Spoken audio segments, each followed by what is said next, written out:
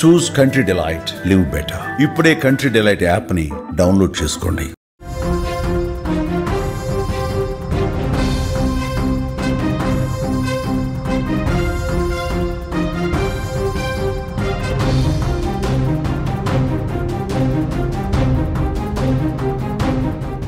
తెలుగు రాష్ట్రాల్లోనే సంచలనం కలిగించినటువంటి హత్య కేసు చిన్నారి. 9 ఏళ్ల చిన్నారిని పిన్నే స్వయంగా చంపిన హత్య కేసు. అయితే ఈ హత్య కేసులో చిన్నారి తండ్రి మాట్లాడుతున్న తీరు అందరిని కూడా కలిచివేస్తుంది. జగిత్యాల జిల్లా కోరిట్లలో చిన్నారి హితీక్ష మృతితో ఆ కుటుంబంలో తీవ్ర విషాదఛాయలు అలుముకున్నాయి. తన కూతురు ఇక లేదు అనే చేదు నిజాన్ని హితీక్ష తండ్రి జీర్ణించుకోలేకపోతున్నాడు. తన మరదలు కావాలనే ఇదంతా చేసిందంటూ కన్నీటి పర్యంతమయ్యాడు. తమ కుటుంబాన్ని విడదీయాలనే మమత ఇదంతా చేసిందంటూ సుమన్ టీవీతో తన బాధను వెళ్ళగక్కున్నాడు. మమతకు ఉరిశిక్ష పడినప్పుడు తమకు న్యాయం జరుగుతుందన్నాడు. తమ తమ్ముడు లక్ష్మణ్ కూడా పాప మృతితో కుమిలిపోతున్నాడని, భార్య చేసిన పనికి అవమాన భారంతో బాధపడుతున్నట్లు రాము చెప్పుకొచ్చాడు. ప్రస్తుతానికి తాను ఏం మాట్లాడే పరిస్థితుల్లో లేనని, కుదురు పడ్డ తర్వాత అన్ని విషయాలు మాట్లాడుతానంటూ చెప్పుకొచ్చాడు. ఏది ఏమైనా మమతకు ఉరిశిక్ష వేయాలంటూ డిమాండ్ చేస్తున్నాడు హితీక్ష తండ్రి రాము. కోరుట్లలో జరిగినటువంటి హితీక్ష వాళ్ళ తండ్రి కొద్దిగా వాళ్ళ తమ్ముడు ఇప్పుడే వచ్చిండు కాబట్టి ఆయన అడిగి తెలుసుకుందాం. వాళ్ళ తమ్ముడి బాధ ఏంటిది, ఈయన ఎంత బాధపడుతున్నాడు అనేది మనం ఆయన మాటలు తెలుసుకుందాం. మేము ఇప్పుడు జీర్ణించుకోలేని పరిస్థితులలో ఉన్నాం. ఆమెకైతే ఖచ్చితంగా ఉరిశిక్ష పడాలి. మా వాడు కూడా ఇప్పుడే వచ్చిండు, ఆడు కూడా బాగా బాధపడుతుండు. ఇంతకు మించి లేదు, ఆమె ఖచ్చితంగా ఉరిశిక్ష పడిపోయాలి. ఎస్, ఆ తండ్రి బాధ ఆ కళ్ళల్లో మనకి చాలా స్పష్టంగా కనిపిస్తుంది. అప్పటి వరకు ఆడుతూ పాడుతూ కనిపించినటువంటి ఆ చిన్నారి ఒక్కసారిగా విగతజీవిగా మారడం, రక్తపు మడుగులో ఆ చిన్నారిని చూడడం. ఆ చిన్నారిని చంపింది ఎవరో కాదు, కక్షతోనో కసితోనో బయట వ్యక్తులు కాదు, హంతకులు అంతకంటే కాదు, సుపారీ ఇచ్చిన గ్యాంగు ఏమాత్రం కాదు, సొంత చిన్న తల్లి, సొంత పిన్ని.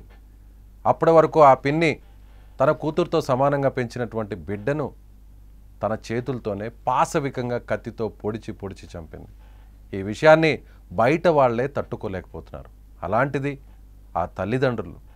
ముఖ్యంగా ఇక్కడ మరో విషయం ఏంటంటే, చిన్నారికి సంబంధించినటువంటి తండ్రి బాబాయ్ ఇద్దరు కూడా కవల పిల్లలు.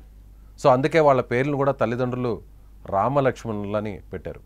త్రేతాయుగంలో రాముడు లక్ష్మణుడు ఏ విధంగా కలిసి ఉన్నారో ఈ కుటుంబంలో చిన్నారి తండ్రి బాబాయ్ కూడా అలాగే కలిసిమెలిసి పెరిగారు, అలాగే పనిచేస్తున్నారు. ఇప్పుడు ఉద్యోగం కూడా గల్ఫ్ కంట్రీలో ఇద్దరు కలిసి పనిచేస్తున్నారు. అయితే పిన్ని లక్ష్మణ్ భార్య మమత ఈ విధంగా హత్య చేయడం, ఈ విధంగా దారుణంగా ఆ చిన్న పాపను చంపడం, తమ బిడ్డతో సమానమైనటువంటి పాపను చంపడం ఆ తండ్రి జీర్ణించుకోలేకపోతున్నాడు. అలాగే రాము తమ్ముడు మమత భర్త ఎవరైతే చంపినటువంటి నిందితురాలుందో మమత భర్త కూడా ఆలస్యంగా ఇవాళ కోర్టులకు చేరుకున్నాడు.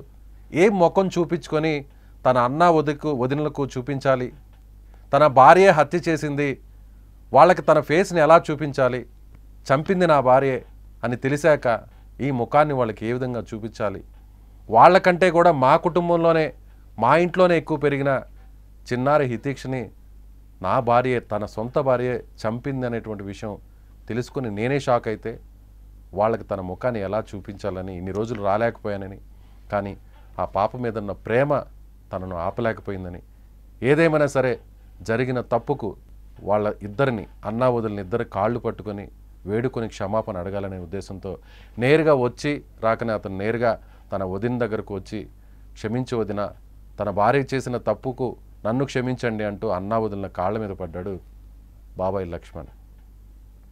ఒక మమత చేసిన తప్పుతో ఇప్పుడు ఆ కుటుంబం అంతా కూడా చిన్నాభిన్నం అయిపోయింది.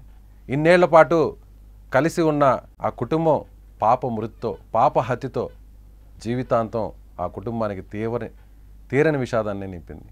మమత లాంటి హంతకురాళ్ళు కుటుంబంలో ఉంటే ఆ కుటుంబంలో ఉన్న పరిస్థితి ఏ విధంగా మారిపోతుందో, ఆ కుటుంబాలు ఏ విధంగా చిన్నాభిన్నంగా మారిపోతాయో ఇది ఒక ఉదాహరణగా అనుకుంటున్నారా? మీ అభిప్రాయం ఏంటో కామెంట్ చేయండి. మేము ఇప్పుడు జీర్ణించుకోలేని పరిస్థితులలో ఉన్నాం. ఆమెకైతే ఖచ్చితంగా ఉరిశిక్ష పడాలి. మా వాడు కూడా ఇప్పుడే వచ్చిండు, ఆడు కూడా బాగా బాధపడుతుండు. ఇంతకు మించి లేదు. ఎస్, ఆ తండ్రి చెప్తున్న మాటల్లో, ఆ తండ్రి బాధలో, ఆ తండ్రి ఆవేదనలో ఖచ్చితంగా తన మరదలకు, తన తమ్ముడి భార్యకు ఉరిశిక్ష పడాల్సిందే. ఉరిశిక్ష పడితేనే తమకు, తమ బిడ్డకు, తమ బిడ్డ మృతికి, హత్యకు న్యాయం జరుగుతుంది. నా తమ్ముడు కూడా బాధపడుతున్నాడు, నా తమ్ముడు కూడా ఈరోజే వచ్చాడు, నా తమ్ముడు భార్య చేసిన తప్పుకు ఏం చెప్పాలో అర్థం కాక వివరణ ఇస్తున్నాడు అంటూ ఆ తండ్రి పడుతున్నటువంటి బాధ. ఎక్కువ మాట్లాడలేకపోతున్నాను, అన్ని విషయాలు మీతో చెప్పలేకపోతున్నాను, చాలా విషయాలు ఉన్నాయి చెప్పాల్సినవి, కానీ చెప్పలేని పరిస్థితి. ఈ ఒక్క మాట మాట్లాడతాను. నా మరదలకు, నా బిడ్డ, నా కూతుర్ని చంపిన మమతకు ఖచ్చితంగా ఉరిశిక్ష పడాల్సిందే, అప్పుడే న్యాయం జరుగుతుందంటూ ఆ తండ్రి కోరుతున్నటువంటి డిమాండ్లో, ఆ తండ్రి చేస్తున్నటువంటి డిమాండ్లో ఖచ్చితంగా న్యాయం ఉంది. ఏ తండ్రికైనా గుండెల మీద పెంచుకున్నటువంటి తండ్రి, అప్పటి వరకు గల్ఫ్లో ఉన్నటువంటి తండ్రి ప్రతిరోజు వీడియో కాల్లో మాట్లాడుతూ నానా ఎలా ఉన్నావు అంటూ మాట్లాడుతుంటే ఆ పాప చెప్తున్న చిన్న చిన్న ముచ్చట్లు వింటూ ఎంతో సంతోషంగా ఉన్న తండ్రి, వస్తున్నానమ్మా నాన్న, నా కోసం ఏం తెస్తున్నావు, ఫారెన్ నుంచి ఏం తెస్తున్నావు, గల్ఫ్ నుంచి ఏం తెస్తున్నావు, సౌదీ నుంచి ఏం తెస్తున్నావు అని అంటుంటే, నాన్న నీకు కావాల్సినవి ఆడుకునేవన్నీ కూడా తెస్తానంటూ ఎంతో గారాభంగా చెప్పిన ఆ తండ్రి మాటలు ఇలా ఒక్కసారిగా తన బిడ్డ మృతదేహాన్ని, తన బిడ్డ అంత్యక్రియలకు ఇలా హాజరవ్వాల్సినటువంటి దుస్థితి రావడం, అది కూడా తన తమ్ముడి భార్య వల్లే రావడం, నిజంగా ఆ తండ్రికి ఒక పెద్ద క్షోభనే చెప్పాలి. రామలక్ష్మణులా కలిసి ఉన్నటువంటి ఆ కుటుంబంలో ఇలాంటి ఘటన జరగడం, తన బిడ్డని ఈ విధంగా చంపడం ఏ తండ్రి కూడా తట్టుకోలేని పరిస్థితి. ఖచ్చితంగా అతను కోరుతున్నట్టుగా అతను చేస్తున్నటువంటి డిమాండ్లో ఖచ్చితమైనటువంటి న్యాయం ఉంది. మీరేమనుకుంటున్నారో ఖచ్చితంగా మీరు కామెంట్ చేయండి. కొరుట్లలో జరిగినటువంటి ఇతిక్ష వాళ్ళ తండ్రి కొద్దిగా వాళ్ళ తమ్ముడు ఇప్పుడే వచ్చిండు కాబట్టి ఆయన అడిగి తెలుసుకుందాం వాళ్ళ తమ్ముడి బాధ ఏంటిది, ఈయన ఎంత బాధపడుతున్నాడు అనేది మనం ఆయన మాటలు తెలుసుకుందాం. అన్న మేము ఇప్పుడు జీర్ణించుకోలేని పరిస్థితులలో ఉన్నాం. ఆమెకైతే ఖచ్చితంగా ఉరిశిక్ష పడాలి. మా వాడు కూడా ఇప్పుడే వచ్చిండు, ఆడు కూడా బాధపడుతుండు. ఇంకెంతకు మించి ఆమె ఖచ్చితంగా ఉరిశిక్ష పడిపోయాలి.